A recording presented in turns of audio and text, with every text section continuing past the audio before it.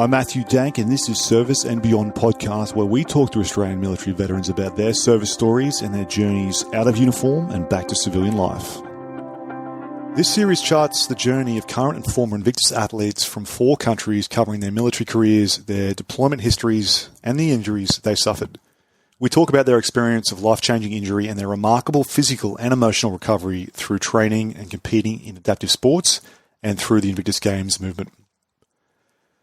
This series also tells the story of the families of these former service personnel, their shared pain and trauma, and the path through hardship, and the bonds and friendships they formed through their involvement with the Invictus Games.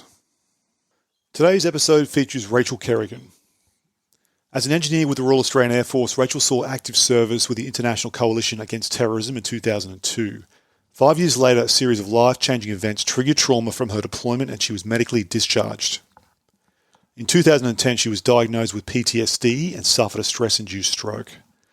The turning point for Rachel for recovery was the rock-solid support from her 8-year-old daughter, Kiara, who encouraged her to take up adaptive sports and apply for the 2016 Invictus Games. Rachel has also had a lifelong connection with horses, and today we also touch on the story of the role of equine therapy in Rachel's recovery and her overcoming PTSD and learning to rebuild trust. Rachel has been an Invictus Games competitor, a coach, an ambassador for the 2018 Sydney Invictus Games, and was previously responsible for bringing new veterans into adaptive sports programs across the country as a veteran engagement specialist for Invictus Australia. This year she is a special advisor to The Conversation, which is a forum held by the Invictus Games Foundation in Düsseldorf, which aims to share best practices for the recovery of wounded, injured and sick service personnel. To me, Rachel's story is about the unbreakable family bonds and the never-ending encouragement of her phenomenal daughter, Kiara, which in turn led her to sport and ultimately to learn to deal with and overcome her mental health conditions, build a successful life and act as the inspiration to so many Australians. Enjoy the episode with Rachel Kerrigan. Rachel Kerrigan, welcome to the show. Hi, thank you for having me. I really appreciate the opportunity. Yeah, you're absolutely welcome. And as we were saying just off air a few moments ago, your story when we spoke just last week has been absolutely moving for me and just a phenomenal demonstration of resilience and recovery, I think. So I'm really genuinely excited to capture your story today and put it out there for the wider audience. Thank you. I'm looking forward to it. So I guess we might touch on your just Invictus highlights and where you are this year for Invictus 2023 at Düsseldorf. So let me just touch on things and you can correct me if I'm off the money, but 2016 was your first games competing in Florida in the US. You went on to be an ambassador at the 2018 Games in Sydney, following that a veteran engagement specialist with Invictus Australia, and this year going across for Düsseldorf 2023 and joining The Conversation. So a really important seminar on mental health. Yes, and I actually got to go to the Netherlands Games last year as well as a coach and family member, which was just absolutely amazing. Just so seeing it from that perspective as well was, you know, I've seen the games from so many different perspectives now, and each time I've come out of them and have learnt so much about myself, and it's sort of taken me to that next step of what I want to do and where I can go and just seeing things in different lights. So it's been a phenomenal journey with Invictus.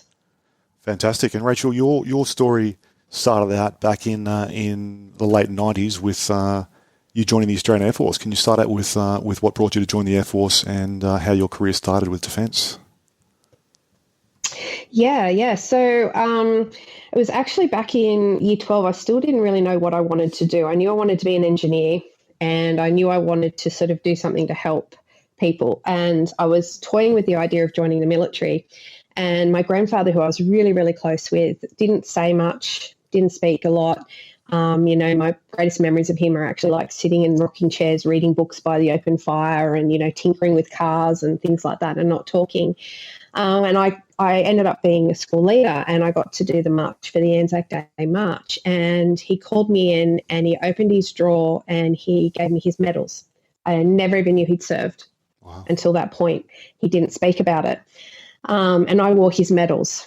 And my grandfather didn't say a lot, was not an emotional person. And as I walked down the street, I saw him standing there and he was crying.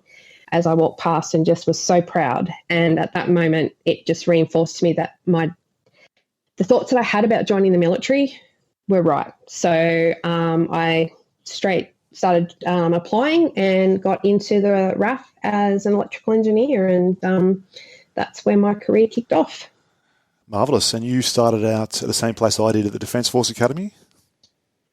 No, I actually went through as an undergraduate. So I just went a slightly different path. So that's where you sort of do a bit of university, and in the holidays you do some stuff with the military, and then you go do your basic training and then go straight in. So I sort of started on a little bit of a different journey. I did my engineering degree outside of ADFA, but then, went straight in and was a little boggy officer, right? And had a really good career from there. So fantastic. And where did your career take you from there on? Where were your first postings as such and deployments? I spent my whole time in Richmond, apart from my deployments. So I started off at the SPO there in maintenance requirements determination and logistics support analysis. Ended up at 33 Squadron and went from sort of the maintenance control section right through to the flight line maintenance officer, and then up to the senior engineering officer within 33 Squadrons. So I had a pretty good time in 33. And as part of that, we got deployed to Afghanistan. So I had an active deployment there as part of Ops Slipper. Excellent. And that was 2003 you went over? Yes, it was. So it was actually an interesting time because we were in the process of actually decommissioning the aircraft and retiring them. And we had to ramp back up again to go over. So it was very, very interesting time with limited staff and limited aircraft. Yeah, that was the mighty Boeing 707 from memory, the tanker we had in service back then. It definitely was, and I love the old girl. One of my favourites, and that's actually where I one day thought, if I ever get out of the military, I'm going to work with Boeing. Because I just fell in love with the aircraft. So, and yes, and now I'm working for Boeing. I know the circle, or the wheel turns full circle, I should say. So, yeah, from the early days there on the 70 and now with Boeing in 2023, some 20 years later. So, Rachel, that's yes. That deployment. Tell me about how that played out for you and the return from service there in Afghanistan. Yes, so when I returned home, I sort of, went back to work, noticed things weren't weren't particularly right. I didn't know what was going on at the time, as I was having some issues with my ex-husband, and my mum was battling cancer at the time. So everything that I was feeling and all the emotions and things that I was going through and the stress that I was feeling, I sort of attributed all to that and didn't look any further than that. As a result of that, left the military, and I got into as a project manager and contract administrator within heavy industry, and also did some time in defence industry with companies like Jacobs and Connell Wagner, and got to do some really cool projects with that too, which was exciting. And I ran my own business, and then I decided to try to get into mining. And I was told that because I was female and hadn't had any mining experience, I couldn't go into mining. So I applied for the same to the same guy as his personal assistant, and I got that job. And within 6 months, so I was one of the lead project managers and contract administrators within the company. So. Which came with a lot of responsibility and a lot of hours and a lot of travel. And again, I sort of started to notice a bit of a decline, but put it down to the hours, put it down to, I was a single mum by that stage, and sort of put it down to the stress and pressures. I wasn't sleeping. When I was sleeping, I was having nightmares. I was, cranky. I just wasn't myself, and I just didn't feel right. And then in 2010, I had a full mental and emotional breakdown. I tried to commit suicide, ended up in hospital, and that's where I was diagnosed with PTSD and chronic depressive disorder as a result of my service. Wow. And from there, Rachel, that's obviously extremely difficult period following your exit from service, following family breakup, physical and mental breakdown, and then, the journey to rebuild yourself to where you are today. How did that journey start out, and how did you start putting the building blocks in place to get where you are today? It took a long time. So from 2010, when I was first hospitalised, through to the Games in 2016, I had a really rough journey. It was quite tough. I suffered a stress-induced stroke. I was on 40 tablets a day just to get through the day. I became agoraphobic. I ended up losing my payout from defence to my ex, which meant that my daughter and I ended up homeless. And from there, I, had a couple of battles with cancer along the way. And really, one thing after another, life kept throwing at me. So the turning point for me was my daughter. She came up to me one day and she said, "Mummy, I don't want you to die." And that's when I sort of realised I had to get my life together, because when I sat back and looked at it, I was surviving on these tablets. I couldn't leave the house. My daughter was being my mother.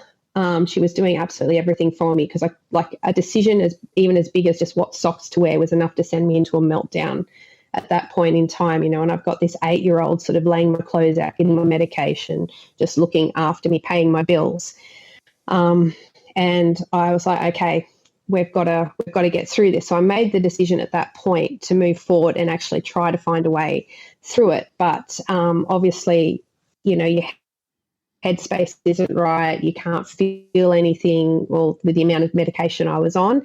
So some of the medication was quite strong, like lithium, and I was on quite high doses. So, I didn't know. I knew when to laugh because someone told a joke, but I didn't know why I was laughing. I knew I loved my daughter, but I didn't feel it. I was just numb to the world, which helped me exist, but I couldn't move forward. So the first decision we made was just to set up some goals, which is what I did with her. We sat down and she called it a little bucket list. That's how she described it to me. And I was like, bucket list? She said, "You don't want me to die, what are you talking about?" And she goes, no, Mummy, a bucket list is where you put down all your dreams and all your wishes, and then each time you achieve one, you cross one off and put another one on, and it's a list that follows you through until you die. That's why it's a bucket list, because she said it overflows with all the things you've done. And, I thought at the time, well, all right, we'll just do it.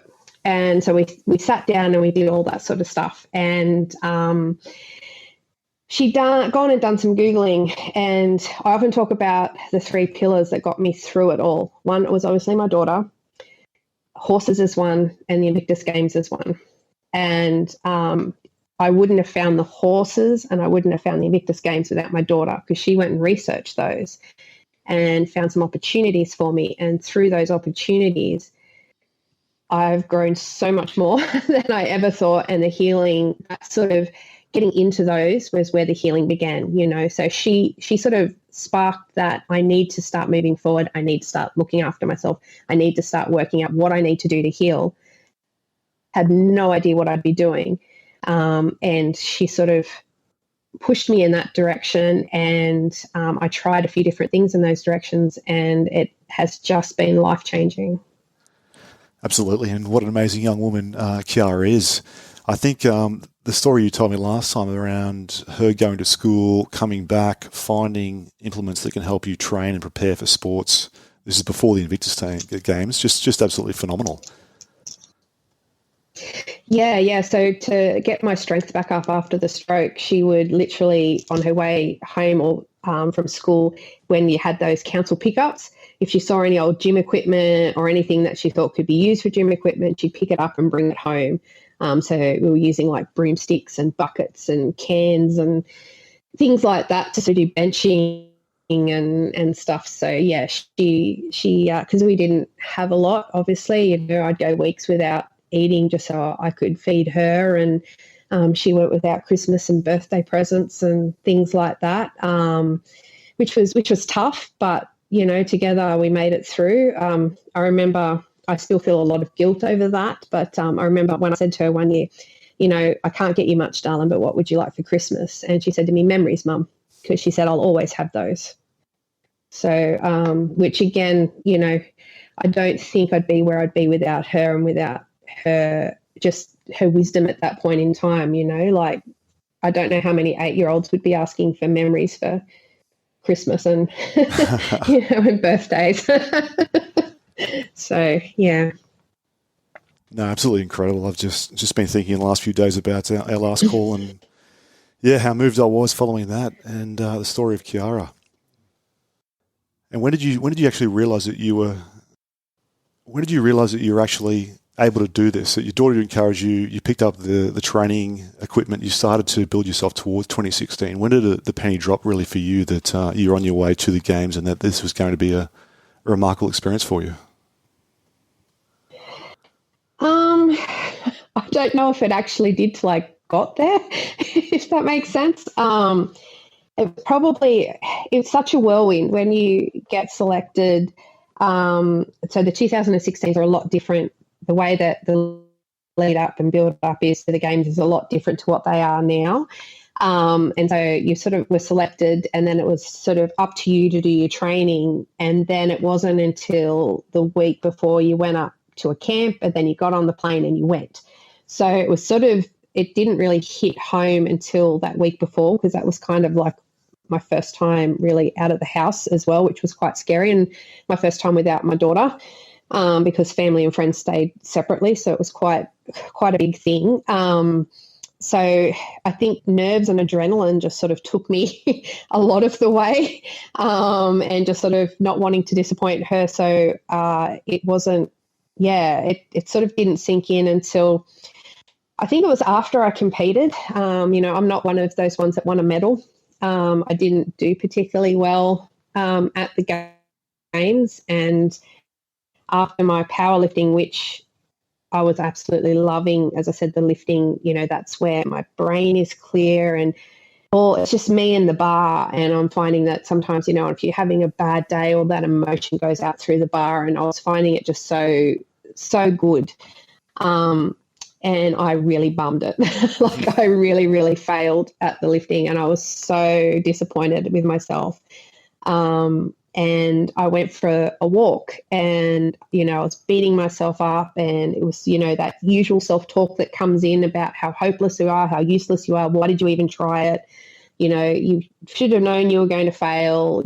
You've let everyone down. And I saw an athletics race start, and I was standing and watching it, and, the race started, and they were explaining everyone and all the competitors, and then they got to this one gentleman who was a fair way behind the rest of the field, and he was a double amputee and had only just got his running leg, so he was still a bit stumbly, and he was running along, and I was watching him and listening to his story, and everyone had finished the race, and then they stopped, turned around, ran with him, encouraged him the whole way, and the cheers and just the way that everyone got behind him from all the different countries, all the different competitors, the look on his face, the tears that came when he crossed that line, and how proud he was of himself, it made me stop and realize and go, you know what?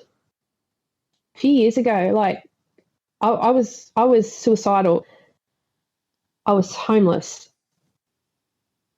I couldn't leave my house. I'm over here at the games. I've competed for my country in the games. I'm surrounded by all these amazing people who don't give a damn that I've got PTSD.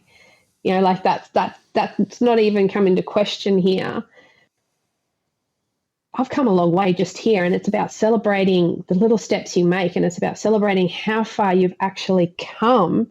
That's what the winning is. That's what this is all about. And I think that's when I realized that, I need this. This is exactly what I needed. And, I can push myself. I can find people that still look at me and don't see that mental health, don't see me as broken.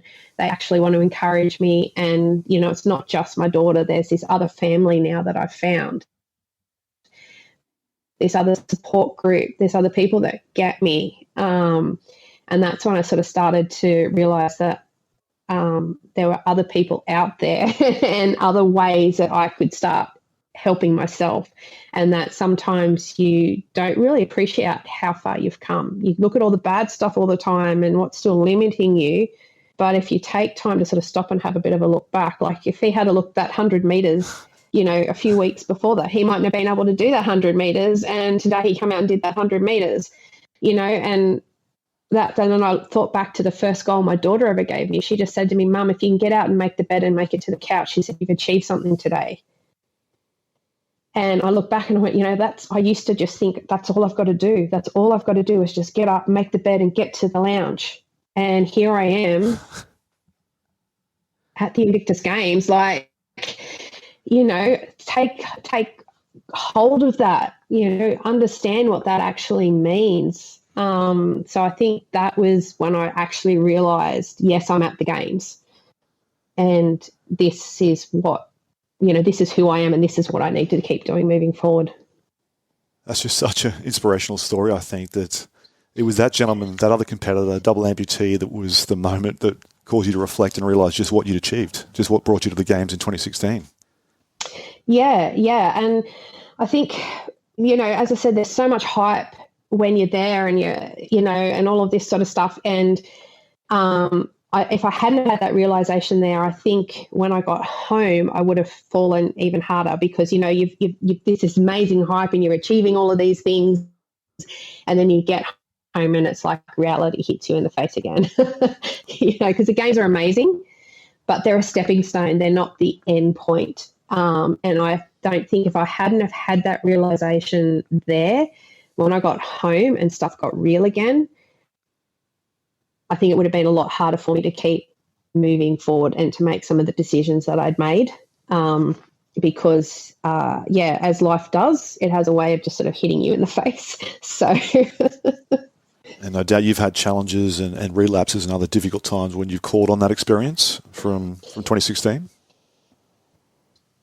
Definitely. As I said, each game that I've been to, I've got something really special out of it. In the 2018 Games, it was some of the kids that I actually met through the school program. They've got their, the resilience and just that realization that, there's some kids out there that don't think that they can do anything because they've got some sort of disability, and that means they can't play sport, or that means, they can't get involved in life. And it's like, no, there's this whole world out there, don't be defined. Just like that sort of when I realized that I don't need to be defined by my PTSD. Like that was when I had that big realization, as well as with the horses. That was another big thing. But, that sort of reinforced that realization that I had there through the horses, is that these things that you get diagnosed with, obstacles that you have to overcome, they don't define who you are. It's a person inside. That's who you are. You are that person. You're not that illness. You're not that disability. You're not that mental health. You are still a person. You still have your own quirks, your own dreams, your own desires. And, the road might not be as straight for some of us, but if you're willing to put the effort and the work in to get where you want to go, the world's your oyster. There's so many different things you can do, and you don't have to be so defined by what people think you're limited to do because of your diagnosis. Doctors told me that, when I was on 40 tablets a day, not working, that's what my life was going to be for the rest of my life. That was it. I was going to be medicated, not able to work, get used to it. This is what life's going to be. So if I had have listened to the doctors and people that were telling me that, I wouldn't be here, because to me that wasn't a life, just existing. I felt like I still had so much to give, and I've stepped so far out of that, and it's not the direction that I thought I would go. I always thought I'd have the military, and I always thought that's where my career would go, but it has taken me so much further. And I've experienced so much more. I've achieved so much more. I've tried things that I would never, ever have tried before. And, it's just opened the world up to me. And I've definitely had, I think, so many more experiences and had so many more opportunities because I've been open to looking at them because of what I've been through. Such a key message, I think, to get across, Rachel. And going from the hardest days, which you've outlined, some of the really tough periods after you left defence, through to huge challenges, huge achievements, and where you are now being a huge advocate for sports recovery and for veterans is just testament to where you've come and a testament to what you've achieved along the way. Yeah. Well, it got me into powerlifting. I wouldn't have got in. I enjoyed it so much, and I felt like I'd sort of, when I got back, again, reflecting back on it, when I said got back, life sort of hit me in the face. There was a few more challenges there. I looked at it and I went, I love sport, so why can't I achieve what I didn't achieve? I felt like I'd left something undone at the games. So I actually I thought, yep, I'm going to get into powerlifting. I'm going to do this. Here I am. Yeah, let's go. And I drove myself. It's, again, one of the first times I'd driven myself anywhere outside of the games, because I got back when life hit, that sort of closing in happened again. So I drove myself to the gym.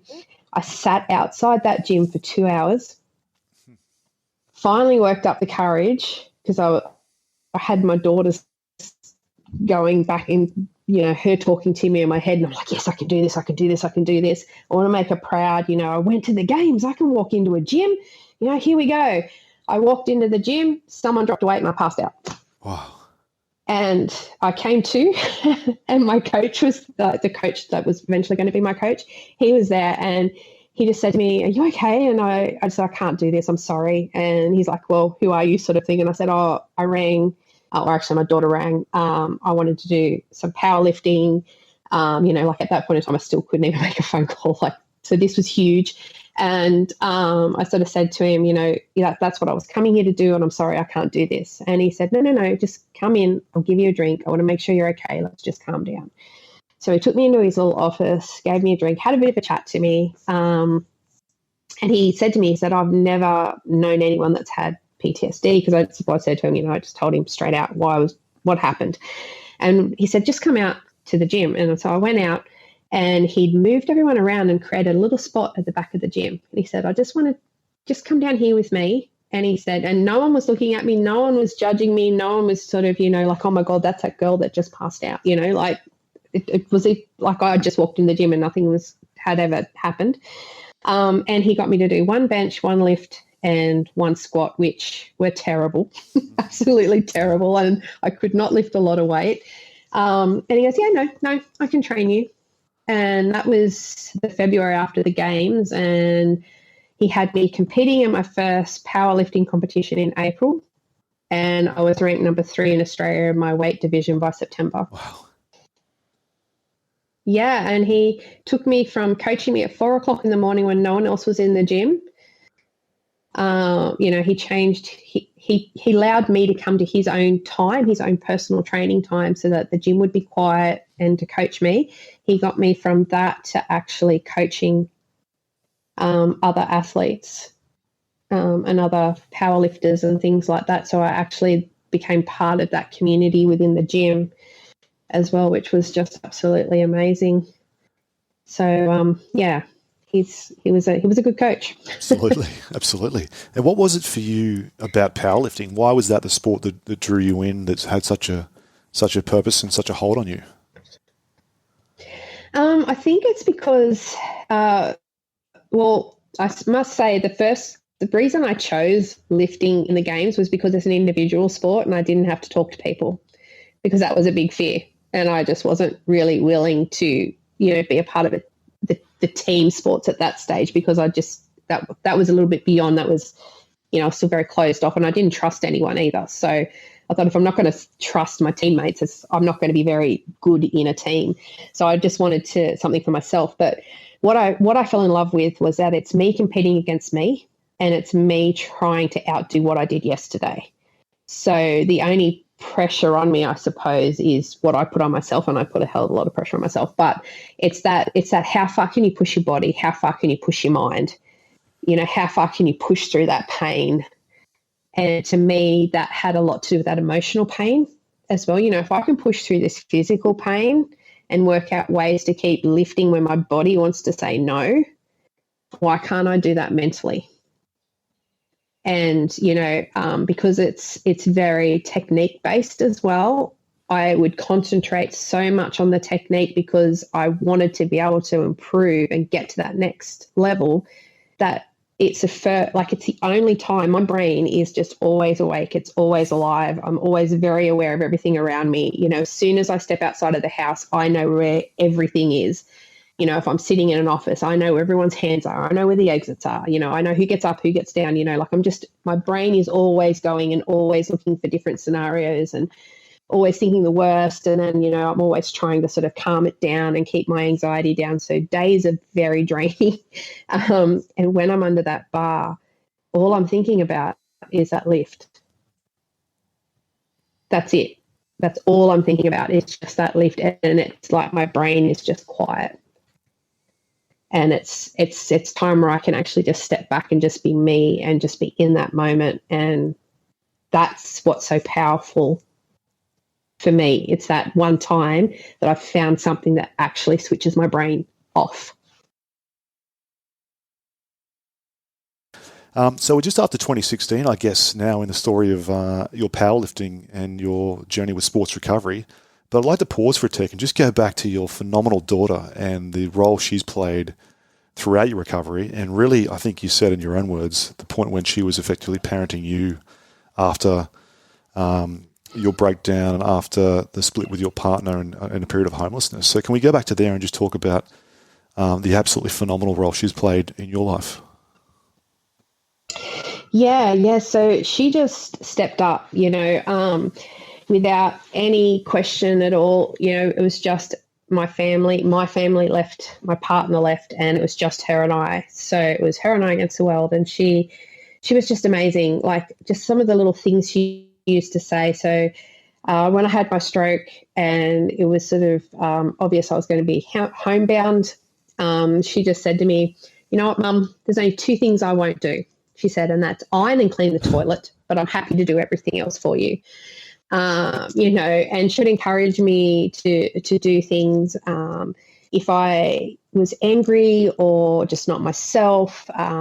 She did wear the brunt. I will say that she did wear the brunt of a lot of stuff sometimes. And I'd always apologize when I had time to reflect on it. And she would turn around and she'd say to me, "You know what, Mum, it's okay. That's your PTSD talking. It's all right." And it wasn't giving me permission to treat her that way, but it was allowing me to, I was just blown away that she understood that what she was seeing was not a reflection of how I felt about her or what she was doing. It was, I wasn't coping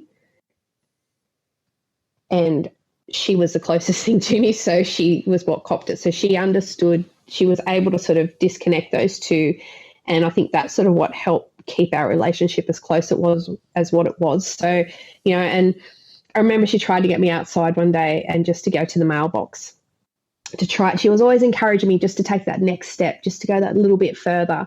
And, and I went to go outside and I got outside the front door, got to the front step, and then I came back inside. I just couldn't get to the mailbox. Like it was just too much for me. And I walked inside and it's like I'd won the Olympics. She was like, "Yeah, Mum, you couldn't even go outside yesterday. Yes, you did it." And she would just so celebrate every little step that I did. And she just was so in tune with me. She could know when I just wasn't right. So she'd ring my doctor so that my doctor would make an appointment, and get me in. She had my medication when as I said, I couldn't even work out what socks to wear. She'd make sure that I was dressed. She'd made sure that we had food in the house. She made sure that the bills were paid, obviously, like with my help and things. But she was always saying, "Well, we need to do this tonight, Mum. We need to do that tonight." And she would keep me focused and she would do all the hard stuff. And if it became too draining for me or too overwhelming, she'd just take control and do it. And she was just amazing, the first Anzac Day march that I wanted to do because it just took so much for me to do an Anzac Day march. I just didn't feel like I was worthy to march. I still don't sometimes. And I was there and I just thought, no, I can't do this. I can't do it. And we'd woken up really early to try to get to a service. And I was just sitting there because I wanted to get there early enough so that I could actually have a look around, walk around a little bit, make myself familiar with the surroundings, which is one of the things that I sometimes do. If it's a new place and I have the opportunity, I will do that so that I'm more comfortable there and it's not like everything's not brand new. And we were sitting in the car and I said to her, I'm sorry, baby, we've got to go home. And she was sort of in and out of sleep. And she just looked at me and she said, you know what, Mummy, if you make enough good memories, the bad ones just won't be that bad anymore. And I just looked at her and I was like, yep, you're right. Okay. She's always found that little, like, researching things for me. And she just always knew exactly what to say to get me to take that next step. You know, she'd realised when my anxiety was getting higher and she'd just squeeze my hand and she'd say, I'm here, Mum. I'm here, Mum. You know, as if to say that it's time to ground yourself, Mum. It's okay. I'm here. I'm here. You know, you're not on your own. She was just absolutely amazing. And I wouldn't have found the things that actually helped me the most without her. So, yeah, she's definitely my rock. She's very special. Just the maturity. I mean, doing this podcast for about 3 years now and you know, never having come across a story of a daughter or son or a family member that's had a part to play in someone's recovery like that. Just phenomenal. Yeah. She's, as I said, she was my little cheerleader. And, she definitely cheered me on. She definitely encouraged me. She just knew to celebrate every little win.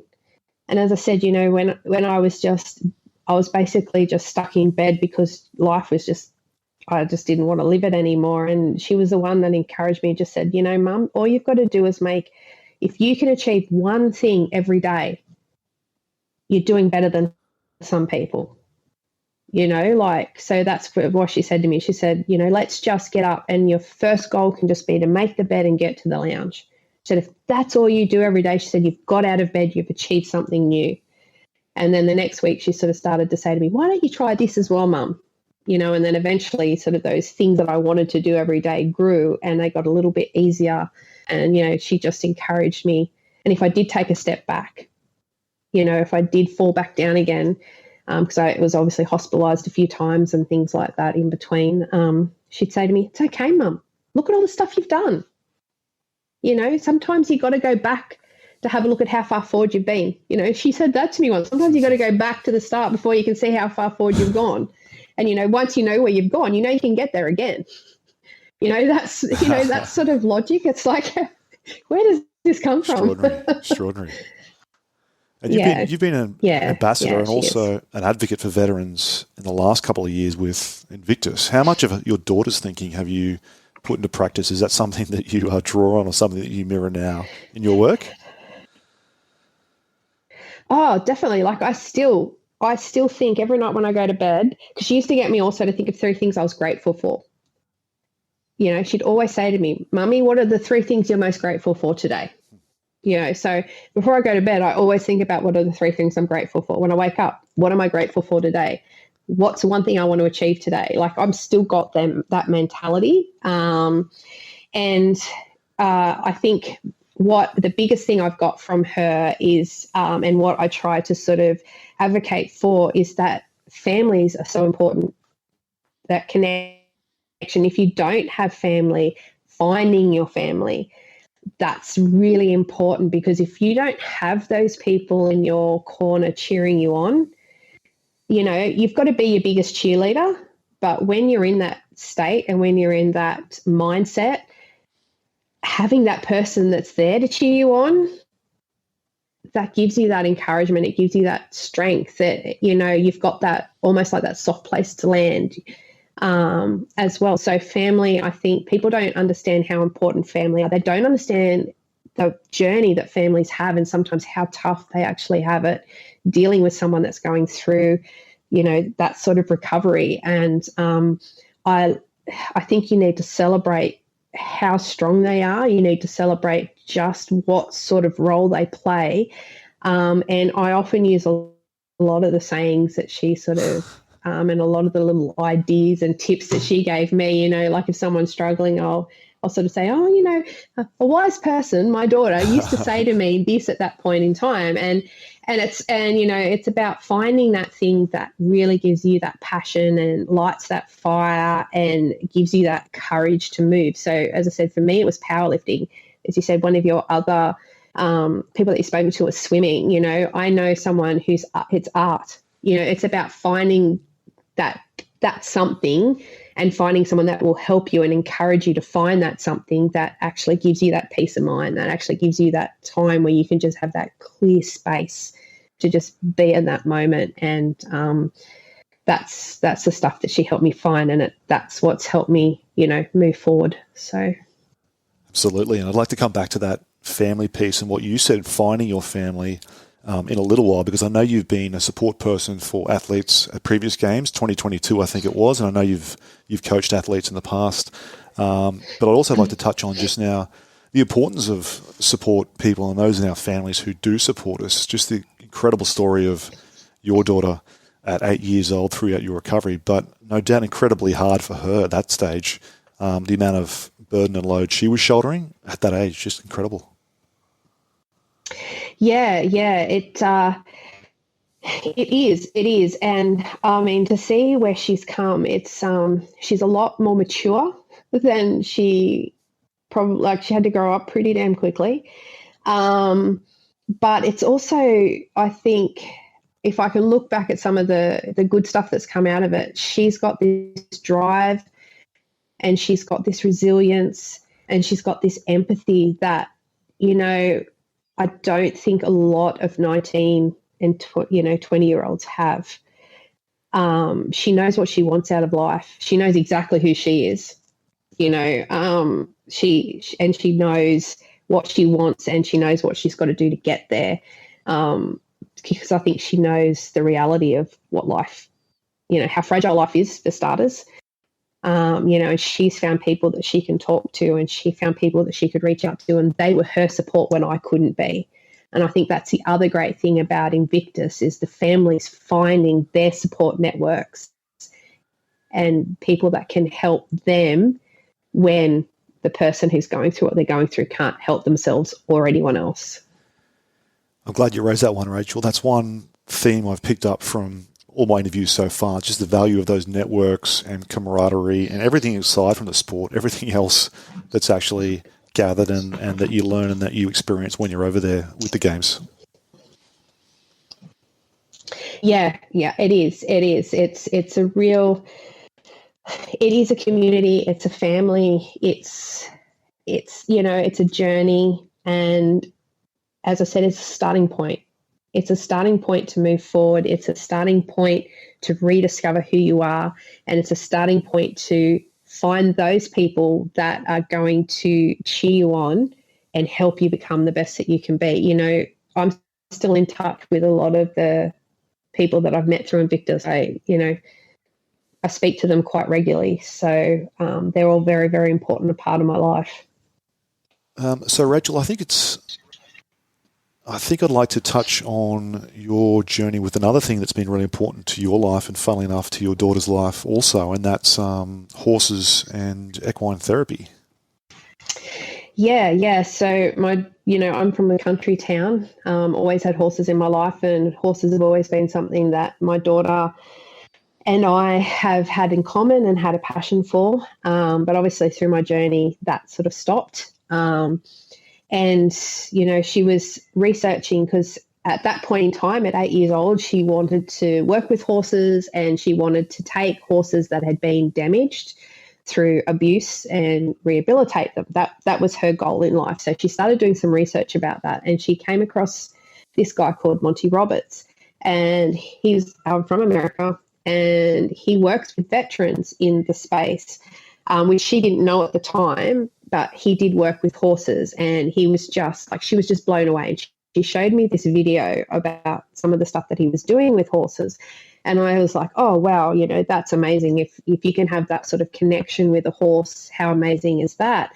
And anyway, he decided he was going to come to Australia. And she said to me, Mum, can we please go? He's going to be in Sydney.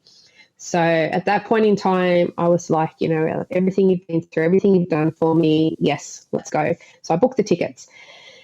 Came to a little bit out from the event, and I had my usual panic attack. I can't do this. I'm not going to be able to go. So I rang the event and sort of said, you know, look, I'm not sure I'm going to be able to go. I have PTSD. Do you mind if we get tickets in the back instead of the front where I got them? So that if I've got to leave, we're not sort of, disturbing Monty, we're not disturbing all the other people. And the person sort of said to me at the time, are you a veteran? And I got a little bit upset with that. And I said, well, not that it's any of your business, but yes, I am. And she goes, all right, I'll change your tickets for you, no dramas. But an hour after that, I got a phone call. And I picked it up, and he said, hi, it's Monty Roberts. Well, I absolutely abused the hell out of this man because I thought it was someone playing a joke on me and playing a really cruel joke on me because why would Monty Roberts be ringing me? So I was very upset and very offended and hung the phone up. About half an hour later, I got another phone call. Have you calmed down? This is actually Monty Roberts. I want to speak to you. You're a veteran and have PTSD. And he said to me, I would love you to come to the event. He said, this is what I'm going to do. I'm going to fly in a day early. You're going to come and meet me. We're going to walk the venue. I have a room set up for you so that if it gets overwhelming, you can go up there. I have someone here that will take care of your daughter the whole time, and she's actually going to sit down with my staff outside the round yard. So she gets to see and experience it firsthand. He said, I have a psychologist flying in who will be there for you on the day so that if you need anything, if you've got to walk away, you've got someone there with you. Will you please come?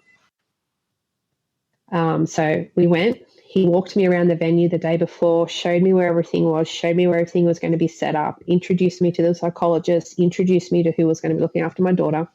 And then he asked me, would I do a join-up, which is what he does with horses and veterans. And he started to tell me all about this veteran program. And I was like, oh, no. I don't even know if I can go to the event, let alone, do something down there on the ground with you. I don't know. No, that's just too much. He goes, that's okay. If you can do it, great. If you can't, no pressure whatsoever. We'll just see how it goes on the day. It was sort of around that point that he turned around and he sort of said to me, he was the first one that sort of, I suppose, helped me realize that I was still a person and I wasn't. At that point, I was still seeing myself as PTSD. Like, I'd done all this amazing stuff with sport and started to move forward, but I still didn't really believe in myself. Like I'd gone so far, but I hadn't gone far enough. And he just sort of said, why can't you do this stuff? He said, where do you want to go? Where do you see yourself? Where do you want to go? And I said, I just want to be a mum. I literally just want to be able to go to these events and be a mum and take care of my daughter. And he goes, is that all? He said, there's nothing wrong with that, but is that all? And I said, yeah. And he goes, well, he said, at the moment, he said, you're not really being a mum, are you? She's being your mum, not as harsh as that, but it was the first time someone had sort of said to me, like, wake up to yourself. Why are you letting your daughter take care of you when you're the mum? And I was like, oh, that hit hard, but okay, I see your point. And he sort of said to me, so, if you didn't have PTSD, what would you be doing? And I said, I'd still be in the military. I'd be doing all these amazing things. I'd have my career. I'd have my horses. I'd have all this amazing stuff. And he said, well, why can't you have that now? I said, I'd never be able to get in the military. He said, so what else do you want to do? And I said, I just like, I don't know. I said, but this is my life now. And he said, why? He said, you're still Rachel. You're still a person. You still have dreams. You still have hopes. You still have aspirations. You've got PTSD. And he said, I don't mean to put that down, but so, like you said, there's people out there that, you see people that have lost limbs. You see people that have diabetes. You see people that, he said, you've been through cancer and you got through it. He said, PTSD should not be your biggest hurdle. And, he made me sort of have a look at it and reframed. We had a great discussion after that. Like, I obviously broke down and, it was a bit of a mess there for a little bit because it was some hard truths, but he was the first person to tell me that life could be different. He was the first person that actually looked at me and said, you don't have to let this mental health define who you are. You can actually be strong enough and use that to fuel you. He said, all those emotions that you're feeling, he said, people that are successful, they do it because they're driven. They feel these emotions. he said, you were successful in your career because you were passionate about it and you were fueled and you wanted to do it. He said, find something and use all that emotion that you're feeling instead of making it about why your life's so hard. Find who you are, find what you're passionate about now, and use everything you've been through to fuel you forward. And I was like, okay. It didn't really sink in because I was sort of talking to him about my lack of trust of people and things. And he told me all about the trust circles. And he said, if you can come down and do a join up, I will show you. I will guarantee you I'll get you to trust someone today.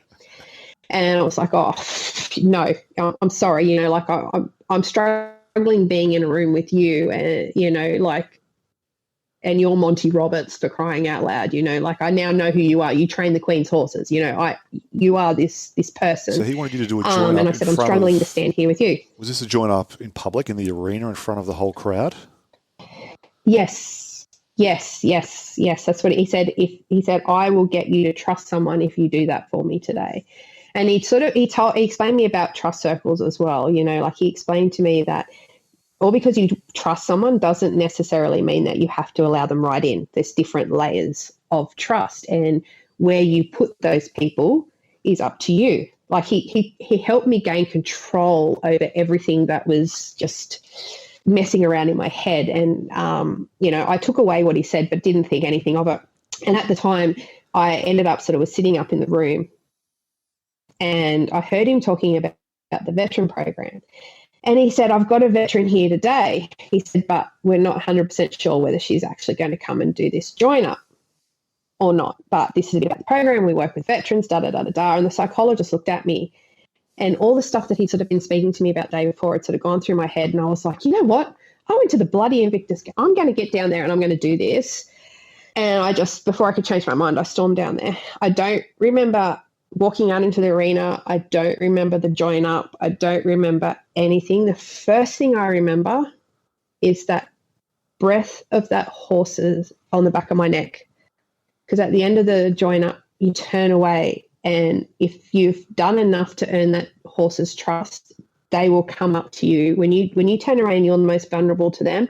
They will come up to you and they will stand with you. And that's why it's called join up, because they come to join up with you. And I'll never forget the breath of that horse. I just burst into tears, turned around and hugged that horse. And I finally understood what he meant. And that's that moment I realized, you know what? I'm going to be able to trust again. I'm actually going to be able to trust again. I think I'm going to be able to trust myself again. You know, I'm still got a little journey to go, but I still get chills when I think about that breath. And then I found out that horse's journey. That horse had been abused, and the only person he had done anything with was Monty. He did not trust any people. Like some of the trainers that Monty had, he wouldn't do join-ups with. And for some reason, me down there with him, he decided to join up with me. And that was really powerful for me, because this horse that was damaged chose to trust me. And that was a real eye-opener for me that, you know, yes, I'm damaged and this world has done some horrible things and some people have done some horrible things to me, but I can still trust. You know, there's someone I can still trust. So that started a powerful journey with me with my horses, and learning how to read my emotions through the horses, because they're like mirrors. So, you know, if you're anxious, they're anxious. If you're not right, they're not right. They mirror your emotions. And it helped me learn how to read how I was feeling by being able to see the horse's reaction to me. And, you know, I could really then step back and take stock and go, you know what? Yeah, my heart rate is up. My breathing is up. I've got to calm myself down. I've got to bring myself down. And I used, you know, when I started to start training myself to train my breath down, the horse would calm down. And that's what I was training myself to sort of bring the horse's energy back down. But there's skills now that I use out in public when I'm getting anxious. You know, I know how to calm my breath down. I know how to read myself, you know. I know how it feels now when I'm sort of not breathing anymore, you know, because the first thing you do when you're anxious, you start taking shallow breaths. You don't breathe deep. And, and I will realize sometimes when I'm out in public or I'm at work, okay, I'm not breathing. I've just got to breathe. Just stop, take a couple of breaths, recenter. Okay, let's keep going. And so I've actually stayed in touch with Monty and things because that was just amazing. And the stuff that I learned from him and that I learned from horses added to the sport, and together they've just given me so much. Like, they've really taught me about myself. They've taught me how to actually find what my triggers are and how to find ways to cope with those so that I didn't have to be medicated anymore. I have ways of dealing with PTSD, and I have learnt to embrace that that's a part of who I am now, and it's a part that makes me strong. It doesn't make me weak. I'm not broken. I hate it when people say, they're broken. I used to go, yes, I'm broken, but I'm not beaten. I don't like that anymore because I'm not broken. I'm just Rachel. I'm Rachel. That's who I am. And this is just a little part of me, and it's a part that I have to work hard with. But hey, who doesn't have challenges? And you can choose to be a victim, or you can choose to be your own hero. Absolutely. To me, it just sounds like you've lived and you've learned and pulled out a lot more lessons than most do in the average lifetime, and you're all the better for it. Rachel, I'd just like to go back for a moment and pull out the equine story for those who are listening. There are equine therapy courses that other veterans can do. I know there's some run out of Sydney. I think that's been such a huge and powerful part of your story, along with your general recovery and your general rise to where you are now. Monty Roberts and the Join Up. That's something that I watched just the other day. I wanted to catch a few videos of him, and that was extremely moving, the way that he controlled those horses and he brought them through. Could you take us through for a moment just what the Join Up is? Yeah. So basically, you're in a round yard with a horse, and you let them off and you send them away from you. So you push them and you get them running around this arena. So you don't actually need to know a lot about horses to be able to do this. Obviously, I wouldn't do it without someone there and a horse that's safe. But you push them around and you keep pushing them away from you and keep putting pressure on them to push them away from you, so they're actually going around and around and around and around the arena, and then you get them to change direction and they go back the other way. And just through your body language and through whether your heart rate's going up, you can get them to go faster or slower. So if you take your breath down, the horse will slow down. If you put the pressure up and you lift your body up, the horse will speed up, because, they're responding. They're very in tune to what you're doing, what your heart rate's doing, how you're feeling, and the energy you're putting out. And after you start to notice some signs, obviously, when I was down in the arena, I didn't notice these signs. Now that I've gone and done some work with Monty, I can do a join up without any problem. But he was talking the crowd through this. I don't remember this, as I said, but he was talking the crowd through this. You notice the signs with the horses that they're actually starting to make a connection with you. So they start to lower their head, they start to lick their lips, their ears start to turn on you. And when they get to a point where they're listening to you like that, they're starting to recognize you as someone that can take control, and almost like a leader, not a leader of their herd, but they're recognizing that you're someone that they can trust and someone they can feel safe with. And what you do when they start to calm down is that you actually, on a lap around, you turn and sort of turn away from the horse.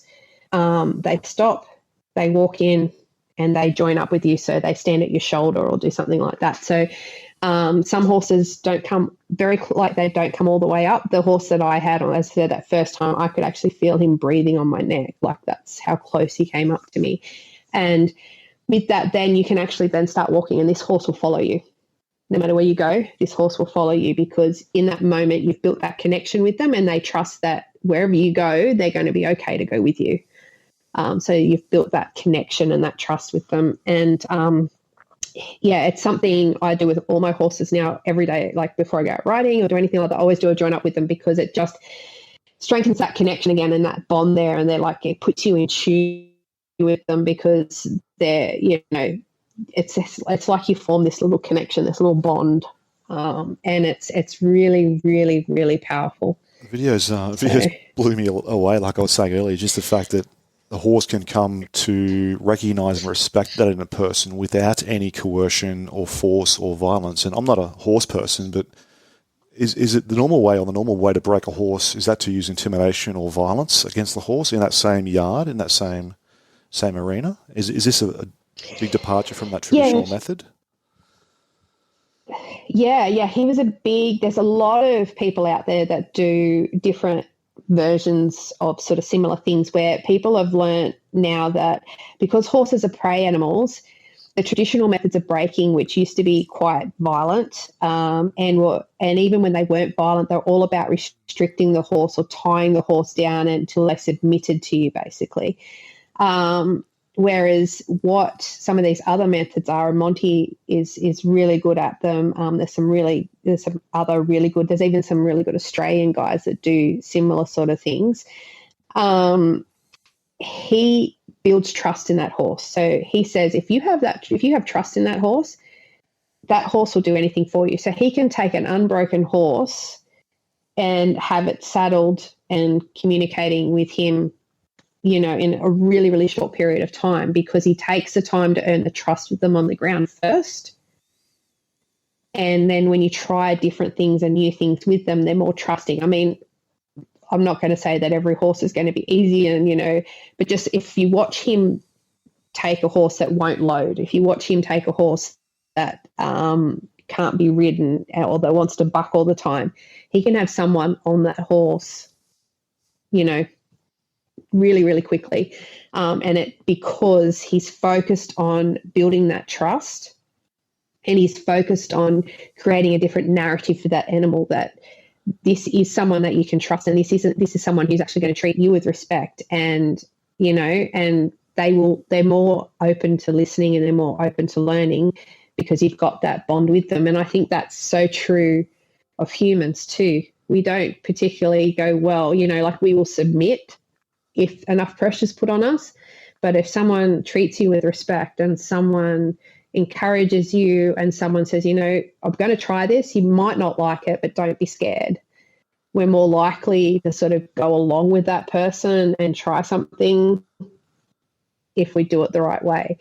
So the way he explains the equine brain is very, very interesting. And he was the one that sort of taught me that, a horse can pick up your heartbeat when you're quite a big distance away from them. They because they're prey animals, they're very attuned to that sort of stuff, and they're very attuned to the energy that you're bringing down. I've got horses in my paddock that if I'm coming down anxious, it just won't come near me when I'm anxious. But as soon as I take that breath and bring my heart rate down, come straight up to me, so they're just remarkable animals. They really, really are.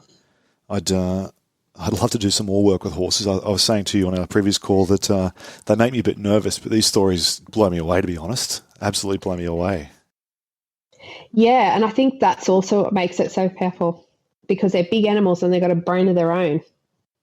Like it's not that's that animal who is tuned to run from danger. If they don't know you and they choose to come up to you, that's just so powerful. Have you done any other work with equine therapy or been involved in any other forms of equine therapy? Yeah, I've been involved with a couple in Australia. They're a little bit different to Monty's. There's the one that is, like you said, down in Sydney, that's run with RSL Life Care and has a lot. Scott Brodie does a lot with that program. It is very, very good. He does sort of similar things in the round yard with horses. I did that program as well and got a lot of different things out of it, because I think horses, when you're going through the journey and you're going through these things, you get out what you need at the time. And those sort of things. So that's why I always go back sometimes and do some more of these things, because I'm at a different part of my journey. So I'll get something different out of it next time. There's also one in the Hunter Valley that's run by Brenda Tanner. She's absolutely amazing. She does it for couples. She does it for veterans. She does it for families of veterans. And hers isn't a join-up. they do a lot of different things with horses, but it's all about that mirroring and that emotion. And I had a really, actually very powerful session with her and one of her horses, where I knelt down in front of this horse and it come up and it put its head on mine. And we were there for probably 10, 15 minutes, just both of us breathing together, connected. I broke down in tears and that horse just stayed there with me the whole time. And I released all this emotion, and it was just, I was just calm, relaxed. He decided to come up to me again. It was one of those horses that sort of doesn't, sometimes will come up to people, sometimes doesn't, like isn't one of those ones that's going to do that all the time. And he chose to come up and he just, nuzzled down into me. I've got a picture of it. We're nuzzled together and we were like that for ages. And Brenda just burst into tears because she knew it was just a really, really powerful moment where it was, I was just in that moment. He was in that moment. And our breath, like we were actually breathing at the same pace. Like our breath and everything was connected. It was just, amazing. So, hey, I'd love to get the details of those organisations from you and include them in the show notes. I'm sure there's people listening who'd love to check them out. Yeah, there's another one down in Canberra as well. So I've got links to all of those. So I'll definitely send them through to you. And it's worth noting, I think, that there's a special connection between horses and horse competition, in fact, and your daughter. She's very heavily involved. Yeah, she is. She's actually training at the moment and competing in eventing, show jumping and dressage. So the cross-country show jumping and the dressage.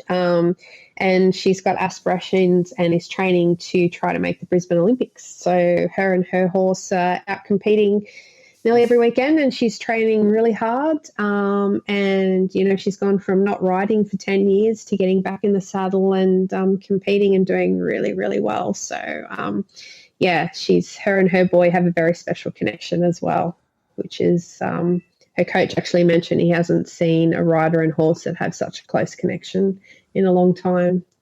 He tries his little heart out for us. So, it's awesome. Wow. I'll bet he does. Well, 9 years to run till Brisbane, so I wish her the absolute best. Yeah, she's very, as I said, she's a little bit more mature, I think, because of what she's been through, and she knows that it's going to take hard work and dedication, and that doesn't scare her. And she's able to sort of, it's funny, she'll go to a competition and something will happen in the competition. Like one of the first dressage tests she did, she went the wrong way and they stopped her. And her coach looked at me and went, "Oh, this ends most people's tests, like it just puts them off." And she went, "Oh, sorry." And she went through and did the rest of the test. And he went, "Wow, okay." So she can actually collect herself really well and sort of go, "Oh, yep, that was a mistake. Put that out of my mind and go." And then she walks straight out. She goes, "Okay, I did this wrong, that wrong, this wrong, that wrong, that wrong. Oh, well, we know what we've got to work on now." And he's like, "Okay, cool." Like she can self-assess and not go too hard on herself about that. She's like, "Okay, yeah, I did this. I know I did this, and I know I did this. I know I've got to work on this. Right, let's go work on it." So yeah, she's he said she's got that sort of the right mindset and the right work ethic as well. Yeah, maturity, composure. Yes, which you wouldn't expect. 19-year-old sort of have at big major competitions, because she's sort of advanced pretty quickly. So she's gone from sort of little local competitions to she went down to the Australian youth dressage and got third in that in one of the freestyle events on a horse that she hardly rides, and never ever done the freestyle test on that horse and got in and done it. And so she's don't get me wrong, she's a bundle of nerves before it and really hard on herself after, just like a mother. She's got a lot of my traits, but while she's got her head in it, she's really focused on it and boom, does it. So I'm really proud of her. That's the way. Rachel, I think we might bounce back to just after 2016 now. You come back from Florida, 2016 Invictus Games. You're powerlifting with a coach you've met. You've really developed, and you're at the top tier across Australia, in fact. And then you went forward as the ambassador for the 2018 Sydney Invictus Games. So talk me through the lead up to that move and to where Invictus took you from then. Yeah, so I actually tried out as a competitor first in 2018 as well because I wanted to compete again. Wasn't successful as a competitor because it is very competitive to be a competitor. Like there's a lot of people that want it. They're very limited spaces. The numbers are actually set by the IGF, not by Australia or the countries. So because people say, why don't you just take more athletes? We're only allowed to take a certain number of athletes. So they said to me, though, that because of my journey and how far I'd come, they'd like for me to be still part of the team and be an ambassador. So that's sort of how I got to be an ambassador. And that involved going around and talking about Invictus and my journey to a lot of schools, some corporate businesses, and to sort of, talk at events about Invictus and what it had done for me. And it was actually during that time was when I was applying for all those jobs and getting knocked back all the time. And I just happened to go to an event and we're sitting down at a table, introduced to the guy sitting beside me, and his name was PK, and we started talking, told him a little bit about my story. And then he asked where I was working. And I said that, I'd applied for over 300 jobs, couldn't find a job. And, I wanted to work. I was at that point where I wanted to work again and, wanted to show my daughter that, her mum could still achieve things and that I could still keep moving forward, that this wasn't sort of the end of my journey forward. I could keep improving. And anyway, he was introduced not long after that and he got up to speak and he was the CEO of the Games. So, of course, I felt quite humbled at that point in time and felt like I'd been a bit of an idiot, just blurting my story out to this stranger who ended up being the CEO of the Games. And then he heard a little bit more about my story when I got up to speak. And he pulled me aside after and sort of said to me, can you send me through your resume? And I said, I can, yes, why? And he goes, no. He said, I want to help you. He said, I want to have a look at your resume, see if there's something you've got in that that's, maybe holding you back, just let's just talk about it. Let's just have a chat. And I sent him through my resume. He helped me sort of dig it up a little bit and he sent it out to different companies. And within a few weeks, I had 5 different job offers. One of those was actually a chance meeting with the new CEO of what was then Veteran Sport Australia, which was a new organisation that was being born out of the 2018 Games to help everyday veterans sort of get the same healing and that same introduction to sport and family and connection, so that the Games didn't just sort of fade away after 2018 in Australia. There was somewhere where veterans could go to find that same sort of community. So I was just talking to the CEO and about, some of the things that I'd done and some of the ways sport had helped me. And he also offered me a job, and that's where I ended up working with Invictus, what was to then become Invictus Australia, where I was the veteran engagement specialist. We started off just locally within the Hunter, and the role was sort of to help veterans and their families find that connection through sport. So I dealt with veterans and their families. I dealt with other ESOs. I dealt with government, with local sporting clubs, national sporting clubs, and state sporting clubs, and sort of help them find that way, whether it was through local competition, whether it was through coaching their kids or, becoming a referee or finding that sort of connection and back in. So we had like come and try days and different events. And before I left, we ended up sort of taking it from just a local thing to a national scale where we were doing sporting programs throughout Australia, which was just amazing. So by this stage, you really had an incredible and broad involvement in adaptive sports and sports for recovery through your own journey in competition, through being a veteran engagement specialist. And then in 2022, in fact, you went over to The Hague and you were a support person after coaching one of the athletes who competed there. So you really completed the full circle there. And to go back to your earlier point about finding family or finding who your family is and the importance of that, you were playing that role for this competitor. Yeah. So I had coached Gabe in his powerlifting, and I'd actually met him and was encouraging him to try out for the games. I suppose a little bit like my daughter, I met him and at an event. Actually, it was at one of the.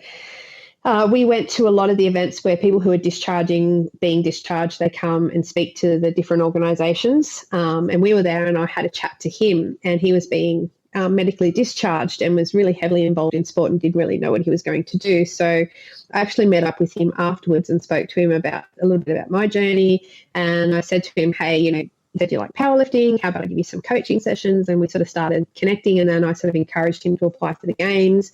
And then I kept coaching him, and then, COVID hit, and we sort of kept that connection up through online as best we could. And during that time, he had some pretty tough time with his family with COVID, and lost a couple of family members. And when it became time for the games, he actually asked me to go over and be his support person and his family over there, which just, was absolutely amazing. And to stand on the sideline and watch him achieve what he achieved, he got silver in the shot put, and he got silver in the powerlifting.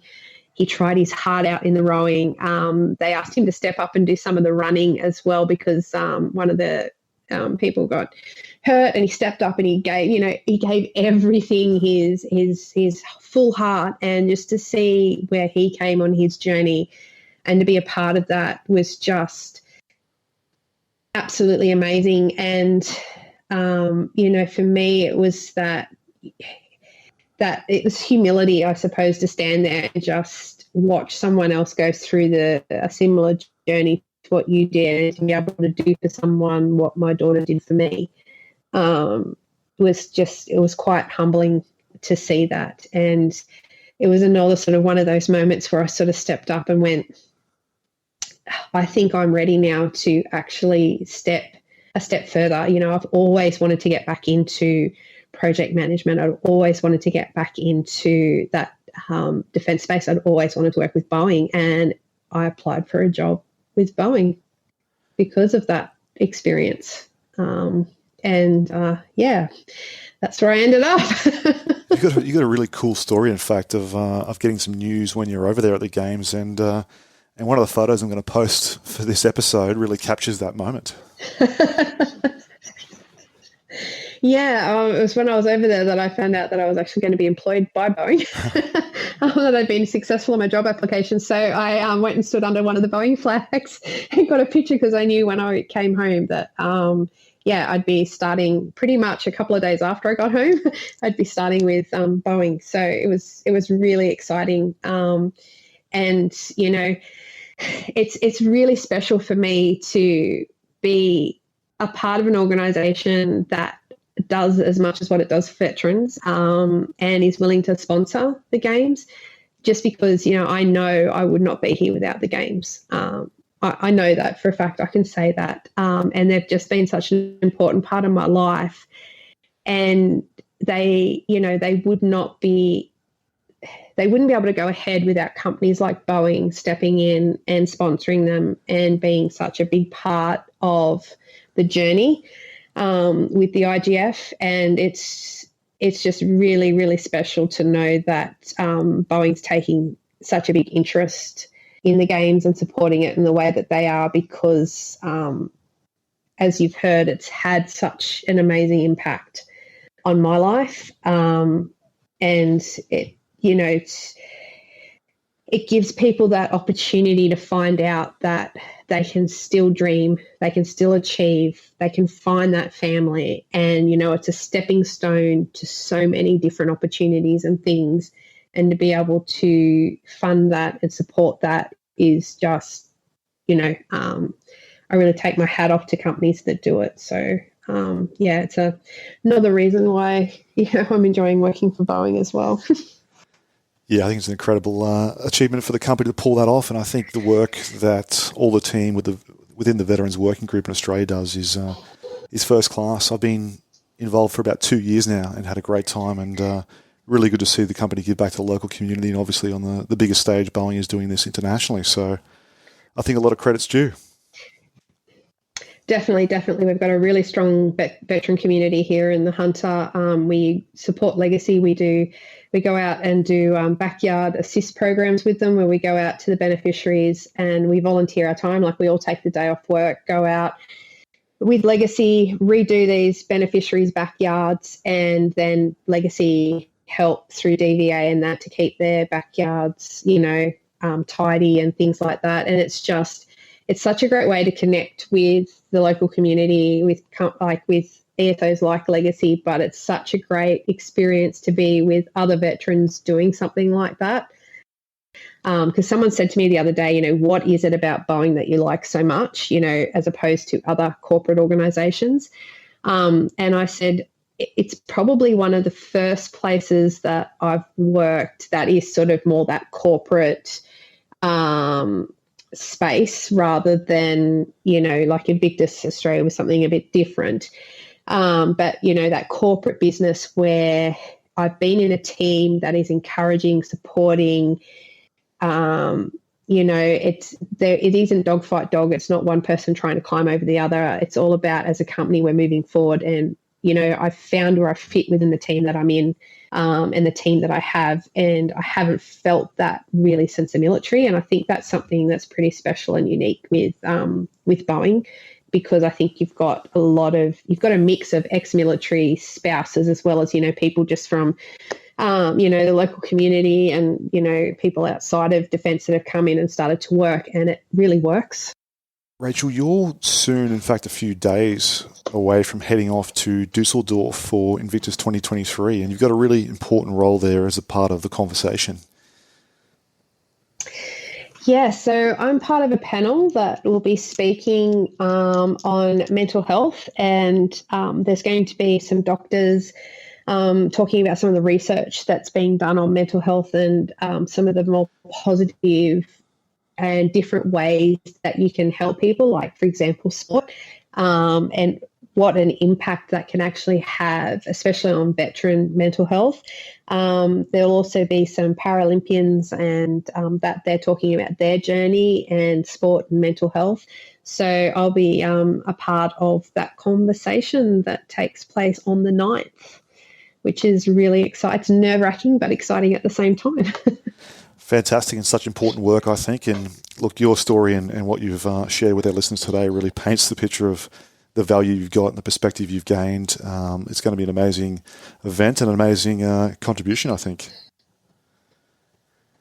Thank you. Yes, I'm really looking forward to it. As I said, I think this is probably going to be my last games, but to go over there with with Boeing, and to sort of help in any way I can over there, support and talk to some of the competitors, and give them hopefully some perspective on the fact that the games is actually the start of the journey, not the end. It's not going to be it's amazing, ride the high while you're there, but it's not the highlight of the rest of your life, because there is just so much more that you can achieve, and it is a stepping stone to just some wonderful, wonderful things. So I hope they can take that away and move forward with that, because they're all such strong, amazing people to just be there. And I hope they know how special they are, and that they can achieve anything they put their mind to.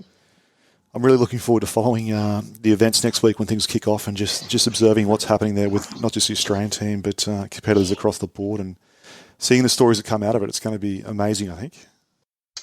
Yeah, it's really special. There's actually a Netflix documentary called The Heart of Invictus. A few of my friends and colleagues from other games are featured on that. I think that's something that's really special to watch too, and it'll give you a real perspective on what the games can do for people. Absolutely. Yeah, that one came out, I think, on the 30th of August, and it's just popped up on my feed, but I haven't watched it yet. I'll hopefully get to it in the next week or so. Have the tissues ready. I'll bet it's a tough one. Rachel, just three more questions that I've been asking all the guests on this series.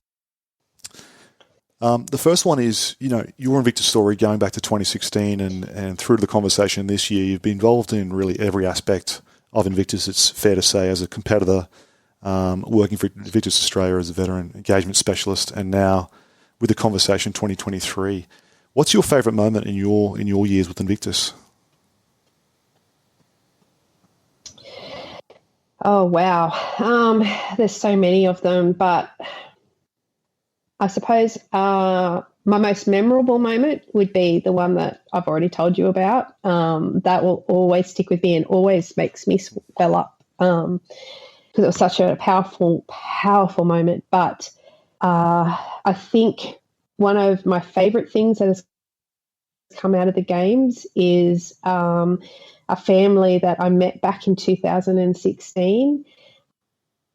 Gary and Katrina Robinson. Gary was injured in a helicopter that went down in Afghanistan. And just to watch his journey has been amazing. He now competes in archery and is very, very well known in the power world with archery. But the biggest thing that's come out of it for me and has been so amazing and inspirational to watch is his wife. She went from, like Kiara, pretty much 24/7 carer when I met them in 2016 to now being a strong, independent woman who is also competing in archery and is competing for Australia in archery and traveling around doing that. Seeing the growth that both of them have had. So, it hasn't just been about the competitor, it's been about her growth as well. And I think watching their journey would have to be the most special thing that I've got out of the games. Rachel, if there's someone listening today, a veteran who's got a physical or a psychological injury coming from their service and they're thinking about getting involved in veteran sports, what would you say to them? I would say do it. I look at my life now and I look back and I'm so grateful for everything, I have been blessed, but the reason I have been blessed is because I have taken those opportunities.